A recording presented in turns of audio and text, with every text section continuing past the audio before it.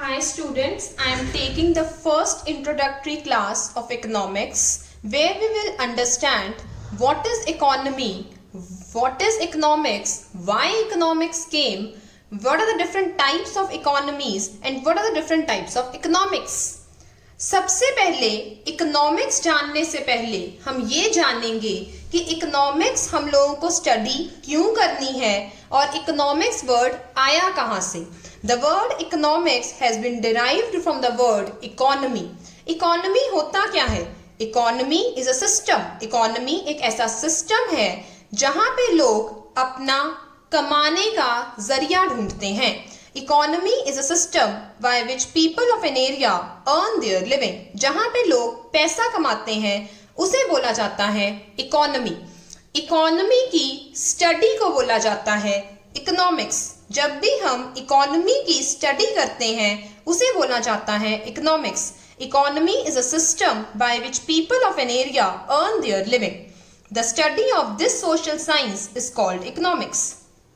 अब हम ये करेंगे कि इकोनॉमिक्स का बर्थ क्यों हुआ, इकोनॉमिक्स आई क्यों. हम ये स्टडी करना चाहेंगे कि इकोनॉमिक्स आई क्यों. इकोनॉमिक्स आने का सबसे मुख्य कारण ये था इकोनॉमिक प्रॉब्लम. ये इकोनॉमिक प्रॉब्लम हर इंसान को फेस करनी पड़ती है, चाहे वो इंसान अमीर है, चाहे वो गरीब है, चाहे एक स्मॉल बिजनेस यूनिट है, चाहे एक बिग बिजनेस यूनिट है, चाहे पूरी इकोनॉमी है, चाहे कोई इंडिविजुअल फर्म है. ये प्रॉब्लम हर किसी को फेस करनी पड़ती है and this problem is a problem of choice. अब ये प्रॉब्लम ऑफ चॉइस क्यों आती है? हम लोगों ने कहा कि इकोनॉमिक प्रॉब्लम ये है कि हम अपनी सारी ज़रूरतें पूरी नहीं कर सकते. हमें उनमें से चॉइस करनी पड़ती है कि मैं ये चीज़ लूँ या ये चीज़ लूँ. अब मुझे प्रॉब्लम ऑफ चॉइस आती क्यों है, मेरे आगे ये प्रॉब्लम अराइज क्यों होती है? First reason is scarcity of resources. Economy में रिसोर्सेज कम हैं. मैं इसकी एग्जाम्पल आपको गवर्नमेंट के पर्सपेक्टिव से भी दूंगी, इंडिविजुअल पर्सपेक्टिव से भी दूंगी. पहले हम लोग इसके 3 मेन वर्ड सीख लें, then I will quote the example. Scarcity of resources. Resources की कमी है हमारी सोसाइटी में. ज़रूरतें हर इंसान की अनलिमिटेड हैं. मैं चाहे अमीर हूँ चाहे गरीब हूँ पर मेरी ज़रूरतें बहुत ज़्यादा हैं. जब हमारी एक नीड फुलफिल हो जाती है, always the next need arises and we have alternative uses of such resources.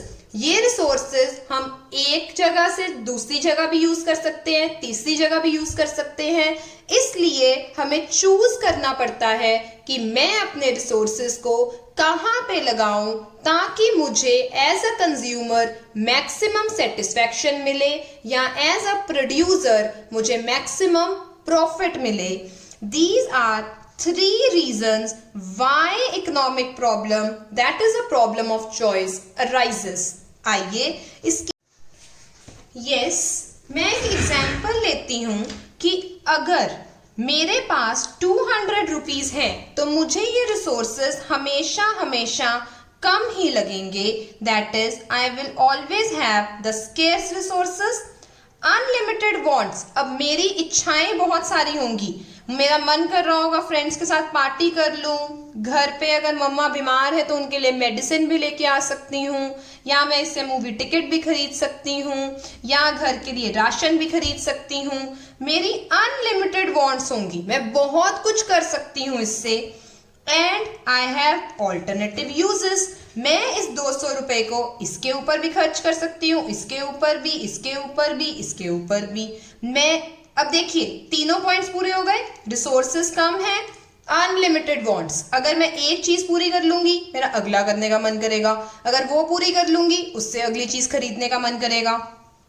और इनके ऑल्टरनेटिव यूजेस भी हैं, अलग अलग यूजेस हैं. ये तो नहीं है कि मैं इस 200 रुपए से सिर्फ एक ही काम कर सकती थी. अगर ऐसा होता तो चॉइस तो अराइज ही नहीं होती. अगर मेरे पास ऑप्शन ही ना होता ये 200 रुपए खर्च करने का, जैसे आजकल कर्फ्यू लगा हुआ है, तो मेरे पास सिर्फ ऑप्शन क्या बच जाता है, या तो मैं मेडिसिन खरीद लूं या आटा खरीद लूं। अगर सपोज क्या कहते हैं हम बंद हो गई सारी की सारी केमिस्ट शॉप भी, अगर सारे केमिस्ट भी बंद हो गए तो मेरे पास तो एक ही ऑल्टरनेटिव बचेगा, तो ये सारी चीजें खत्म हो जाएंगी। अगर ये तीनों ऑप्शंस खत्म हो जाएंगे तो मेरे पास चॉइस के लिए तो कुछ बचा ही नहीं ना।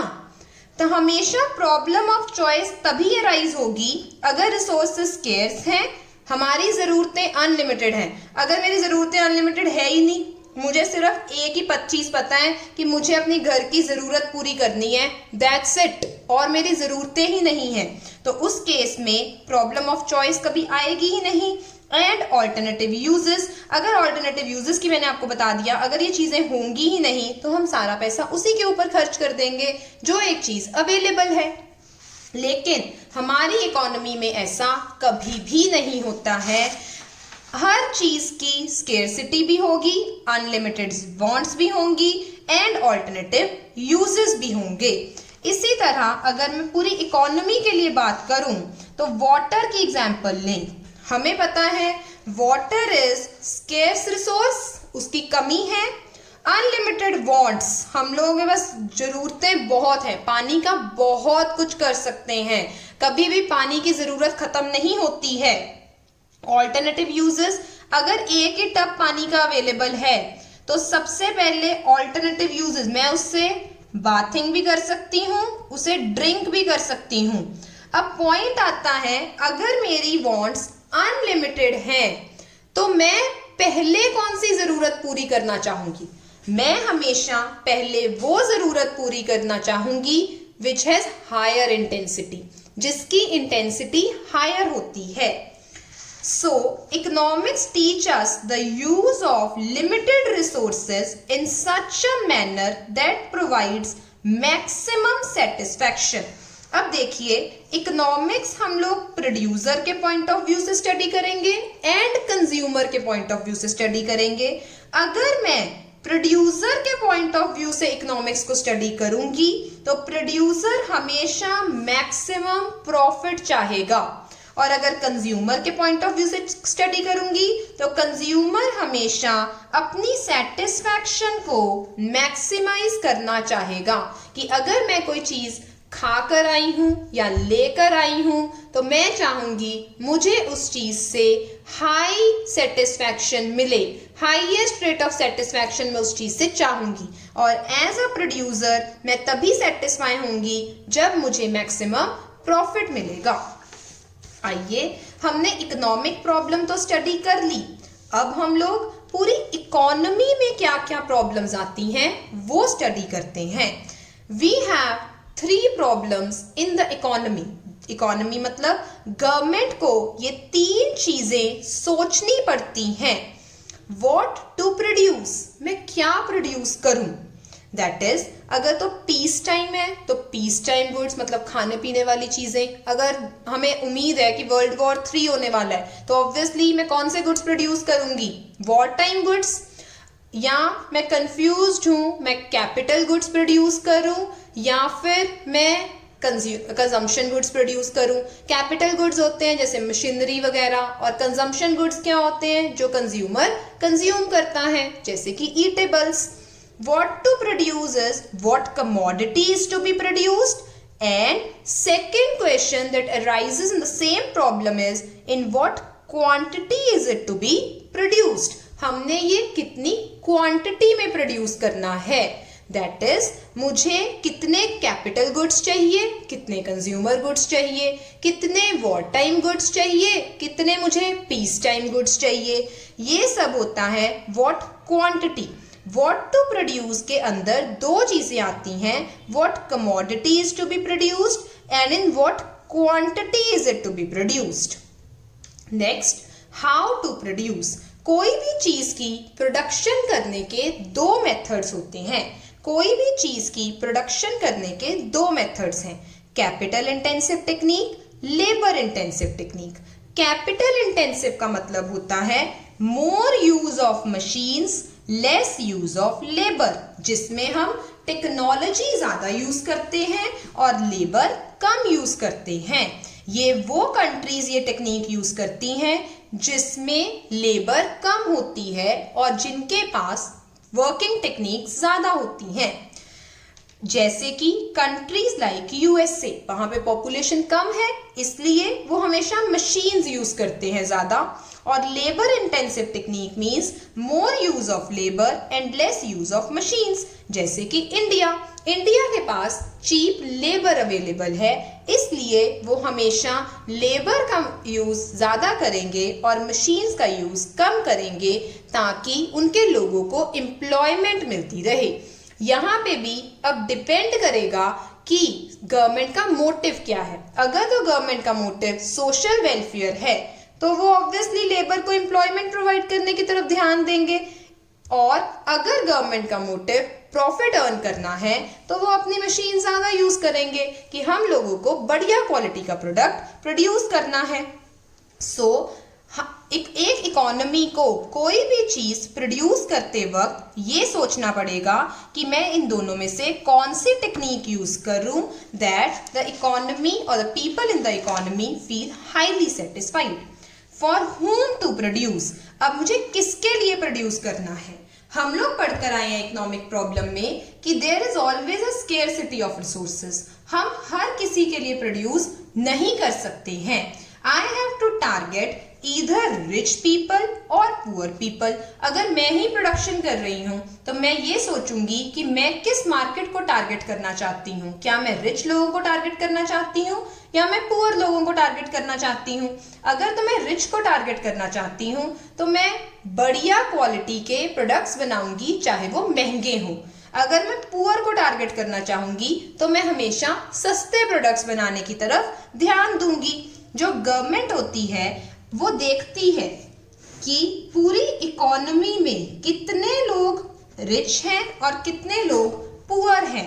पहले वो देखेगी कि क्या डिस्ट्रीब्यूशन ऑफ इनकम इक्वल है। अगर इक्वल का मतलब होता है अगर ये 3 लोग इकोनॉमी में हैं और सबकी इनकम ऑलमोस्ट सेम है 500 500 510, तो गवर्नमेंट इतनी स्ट्रेस में नहीं होती है कि किस तरह का गुड प्रोड्यूस करना है, तो वो पूरी इकोनॉमी के लिए एक ही तरह के गुड्स प्रोड्यूस करेगी। लेकिन अगर इकोनॉमी में सारे लोगों की इनकम इक्वली डिस्ट्रीब्यूटेड नहीं है तो उस केस में सपोज एक की 1 लाख है, एक की 500 है, एक की 1000 है, तो उनके अकॉर्डिंग मार्केट में पुअर लोग ज्यादा हैं और रिच लोग कम हैं। तो गवर्नमेंट हमेशा क्या फोकस करेगी, सोशल वेलफेयर की तरफ। वो हमेशा पुअर के लिए ज्यादा प्रोडक्शन करेगी और रिच के लिए प्रोडक्शन कम रखेगी। फाइन। नेक्स्ट, इकोनॉमिक्स 2 हिस्सों में बटी हुई है, एक होती है माइक्रो इकोनॉमिक्स, एक होती है मैक्रो इकोनॉमिक्स। देखिए माइक्रो इकोनॉमिक्स क्या होती है। माइक्रो इकोनॉमिक्स का मतलब है एक इंडिविजुअल फर्म को स्टडी करना। अगर मैं किसी इकोनॉमी को स्टडी करने गई हूं, उसके अंदर सिर्फ एक एलिमेंट को स्टडी कर रही हूं, जैसे किसी एक कंज्यूमर को, किसी एक मार्केट को या किसी एक प्रोड्यूसर को, किसी एक मार्केट को, प्रोड्यूसर को या कंज्यूमर को स्टडी कर रही हूं, तो उसे बोला जाएगा माइक्रो इकोनॉमिक्स। अगर मैं पूरी इकोनॉमी को स्टडी कर रही हूं, उसको बोला जाएगा मैक्रो इकोनॉमिक्स। याद रखने का तरीका क्या है, माइक्रो में आई आता है तो इंडिविजुअल, मैक्रो में ए आता है तो एग्रीगेट। इसको आप इस तरह याद रख सकते हैं कि माइक्रो इकोनॉमिक्स में आई आता है तो वो इंडिविजुअल आ जाएगा और मैक्रो इकोनॉमिक्स में ए आता है, इसका मतलब aggregate. That is micro economics the study of individual, market, producer और कंज्यूमर, एंड मैक्रो इकोनॉमिक्स में it is a study of economy as a whole. पूरी की पूरी इकोनॉमी को स्टडी करना, दैट इज इनकी एग्रीगेशन को स्टडी करना। किसी एक मार्केट को या किसी एक प्रोड्यूसर या किसी एक कंज्यूमर को नहीं स्टडी करना है, सारे के सारे कंज्यूमर्स को इकट्ठा करके स्टडी करना, सारे प्रोड्यूसर्स को इकट्ठे करके, सारी मार्केट्स को इकट्ठे करके स्टडी करना। That is called macro economics, study of economy as a whole. Next, micro economics का मेन मकसद क्या है। माइक्रो इकोनॉमिक्स का मेन मकसद होता है to find out the price of commodities, that is to find out the price of commodities. और macro economics का मेन मकसद होता है income and employment to find out कि लोगों के हाथ में कितनी इनकम है, कितने लोग एम्प्लॉयड हैं, ये सब गवर्नमेंट डिसाइड करती है। गवर्नमेंट फाइंड आउट करने के लिए बहुत सारी टेक्निक्स लगाती है। तो इसकी स्टडी को मैक्रो इकोनॉमिक्स कहा जाता है, जब हम income and employment find out करना चाहते हैं। देखिए, अगर हम इसमें प्राइस फाइंड करना चाहते हैं, अगर हम माइक्रो इकोनॉमिक्स में हमारा मेन मकसद अगर प्राइस फाइंड करना है, तो इसका अनदर नेम इन्होंने रख दिया थ्योरी ऑफ प्राइस, या प्राइस थ्योरी भी कहा जाता है।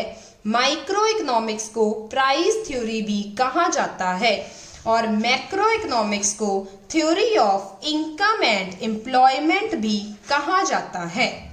अब देखिए, मैं माइक्रो इकोनॉमिक्स को स्टडी करना चाहती हूँ। माइक्रो मतलब मैं पूरी इकोनॉमी में अगर सपोज 5 ही लोग हैं, तो मैं किसी एक फर्म को स्टडी करना चाहती हूँ, तो मैं क्या करूँगी, मैं इसकी छोटी से छोटी मूवमेंट को जज करना चाहूँगी। अगर मैं किसी एक ही फर्म को स्टडी करना चाहती हूँ, तो मैं उसकी छोटी से छोटी अप्स एंड डाउन्स को भी स्टडी करना चाहूँगी। अब इसके लिए मुझे क्या करना पड़ेगा, ये वाले सारे फैक्टर्स को कांस्टेंट एज्यूम करना पड़ेगा। इसका मतलब मैं ये मानूंगी कि मार्केट में ये लोग एग्जिस्ट ही नहीं करते हैं, ये सब कांस्टेंट हैं। याद रखना, अगर हमें कोई चीज इन डेप्थ स्टडी करनी होती है तो हमें बाकी फैक्टर्स को कांस्टेंट मानना पड़ता है, ताकि हम जो छोटी से छोटी मूवमेंट है उस चीज में, उस चीज को ऑब्जर्व कर सकें, रिकॉग्नाइज कर सकें। तो इसलिए जब हम माइक्रो इकोनॉमिक्स को स्टडी करते हैं तो हम पूरी बाकी इकोनॉमी को क्या मान लेते हैं, कांस्टेंट मान लेते हैं। इसलिए माइक्रो इकोनॉमिक्स जो मैक्रो वेरिएबल्स होते हैं उनको कांस्टेंट मानती है, और मैक्रो इकोनॉमिक्स इसी तरह जब हम पूरी इकोनॉमी को स्टडी कर रहे होंगे, हम उसमें किसी एक इंसान को जो फैक्टर्स इफेक्ट कर रहे हैं वो नहीं देखेंगे, पूरी इकोनॉमी के फैक्टर्स देखेंगे। इसलिए हम इसमें मैक्रो इकोनॉमिक्स में माइक्रो फैक्टर्स को कांस्टेंट मान लेंगे। माइक्रो में macro economics are considered as constant, macro में micro economic variables are considered as constant. इसमें एग्जाम्पल जो हम नेक्स्ट चैप्टर करेंगे, पूरी माइक्रो इकोनॉमिक्स में जितने हम चैप्टर्स पढ़ेंगे ये सब उसकी एग्जाम्पल्स बन जाएंगी। Demand and supply, and macro economics में aggregate demand and aggregate supply, क्योंकि ये किसी एक कंज्यूमर या एक प्रोड्यूसर की डिमांड पे डिपेंड नहीं करेगा, ये पूरी की पूरी इकोनॉमी को स्टडी करके पूरी इकोनॉमी की जो डिमांड होगी उसके बेस पे डिसाइड करेंगे। That is aggregate demand and aggregate supply. पूरी +1 में हम माइक्रो इकोनॉमिक्स पढ़ेंगे और +2 में हम मैक्रो इकोनॉमिक्स पढ़ेंगे। आइए नेक्स्ट टॉपिक जानते हैं, positive economics and normative economics. Positive economics क्या होती है? Positive economics means what is, जो एक्चुअल में हमारी इकोनॉमी में चल रहा है, और नॉर्मेटिव इकोनॉमिक्स मतलब जो हमारी इकोनॉमी में होना चाहिए, जो है नहीं, जो होना चाहिए। इसकी बेस्ट एग्जांपल मैं आपको देती हूं। अगर मैं कहूं कि इंडिया की पॉपुलेशन बहुत ज्यादा है, ये एक सच है और ये ऐसा ही है, दैट इज पॉजिटिव इकोनॉमिक्स। अगर मैं कहूं इंडिया की पॉपुलेशन कम होनी चाहिए, ये सच नहीं है, अभी ये चीज अवेलेबल नहीं है, लेकिन ऐसा होना चाहिए फ्यूचर में, जो होना चाहिए, दैट इज नॉर्मेटिव इकोनॉमिक्स, जिसमें मैं अपनी वैल्यू जजमेंट लगा रही हूं कि अगर इंडिया को ग्रो करना है तो उसकी पॉपुलेशन कम होनी चाहिए, that is population of India should be less, जो अभी है नहीं लेकिन होना चाहिए, उसे बोलते हैं नॉर्मेटिव इकोनॉमिक्स। पॉजिटिव मीन्स जो एक्चुअल में प्रेजेंट में है क्या, that is population of India is very high. देखिए, पॉजिटिव इकोनॉमिक्स होती है व्हाट इज जो है, और नॉर्मेटिव पॉजिटिव इकोनॉमिक्स का मतलब होता है व्हाट इज जो एक्चुअली में है, और नॉर्मेटिव इकोनॉमिक्स का मतलब होता है व्हाट शुड बी या व्हाट ऑट टू बी, क्या होना चाहिए।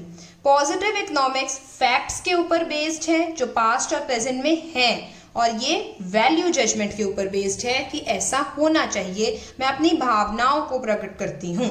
ये ट्रुथ है, इसको आप वेरीफाई कर सकते हो, ये कोई ट्रुथ नहीं है, ये तो हमारा सिर्फ एक ओपिनियन है कि ऐसा होना चाहिए, इसलिए ये वेरीफाइबल नहीं है। It is a statement of truth, these are just opinions. Example, population of India is very high, population of India should be less or reduced. अब आ जाइए इकोनॉमी। इकोनॉमी तीन तरह की होती है, capitalistic economy, socialistic economy, mixed economy. Capitalistic economy को हम free economy या मार्केट इकोनॉमी भी कहते हैं। सोशलिस्टिक इकोनॉमी को हम सेंट्रली प्लान्ड इकोनॉमी भी कहते हैं, और मिक्स्ड इकोनॉमी जो होती है वो इन दोनों का मिक्सचर होती है। देखिए कैपिटलिस्टिक इकोनॉमी कौन सी होती है, जहां पर consumers are free to buy anything, producers are free to produce anything, government has no role in it, government उस चीज में उसका कोई रोल नहीं होता है। लेकिन सोशलिस्टिक इकोनॉमी वो होती है जहां buyers are not free to buy anything, producers are not free to produce anything, government has interference in all the activities, government interference जहां पर रहती है। और मिक्स्ड इकोनॉमी वो होती है जिसमें कुछ चीज़ों में गवर्नमेंट की इंटरफेरेंस होती है और कुछ चीज़ों में गवर्नमेंट की इंटरफेरेंस नहीं होती है। अब देखिए कैपिटलिस्टिक इकोनॉमी के नीचे मैंने लिख रखा है no government interference, socialistic economy में गवर्नमेंट इंटरफेरेंस होती है, मिक्स्ड इकोनॉमी में कुछ चीज़ों में गवर्नमेंट की इंटरफेरेंस नहीं होती है और कुछ में होती है।